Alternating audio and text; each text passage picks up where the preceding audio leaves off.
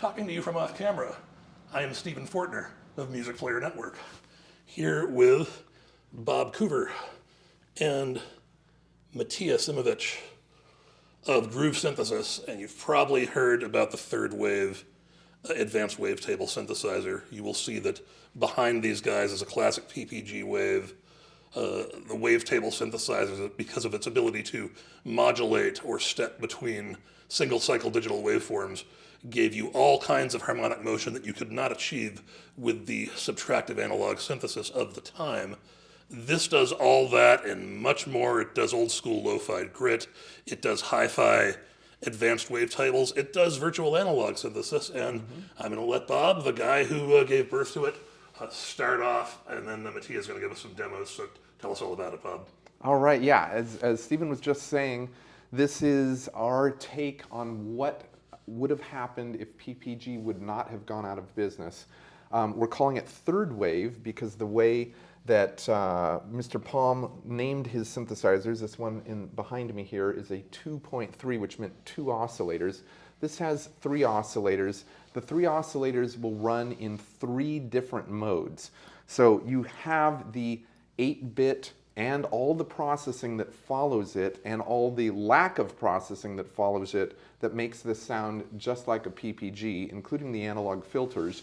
But then you also have user wavetables, and what I mean by user wavetables, they're not only high definition, they run at 96 kilohertz, but they also are obviously anti-aliased, and they are user because you as a user can put them into the machine yourself.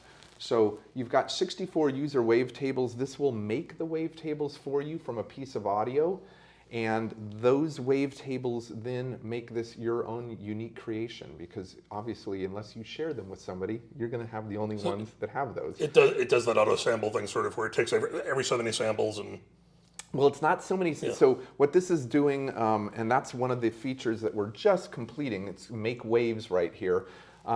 What we're doing there is we're actually using a machine learning loss function to figure out where you should cut up the audio if you recorded that in there yourself. Normally that would take you, if you were trying to make the wavetable yourself, at least it takes me over an hour.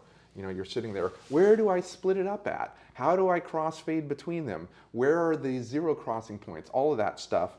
This doesn't use zero crossing, but it does use some behind the scenes smarts, if you will, to figure out how to make the wavetable for you.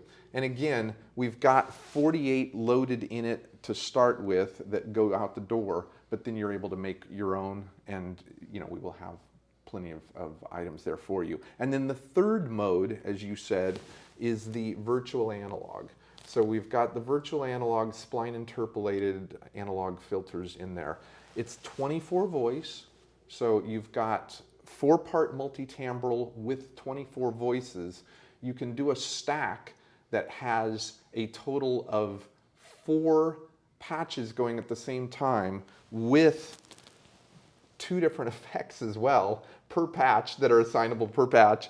And you wind up still with a 6-voice synthesizer when you're all done, even if you're stacked completely.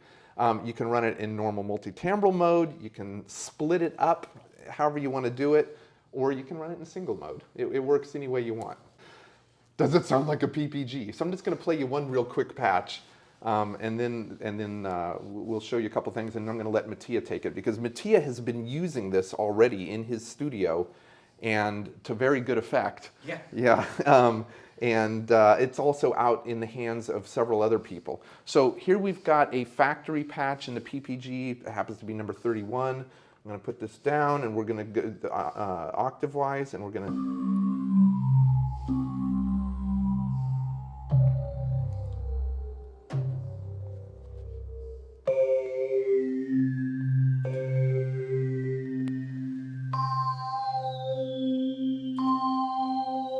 And if you play a chord...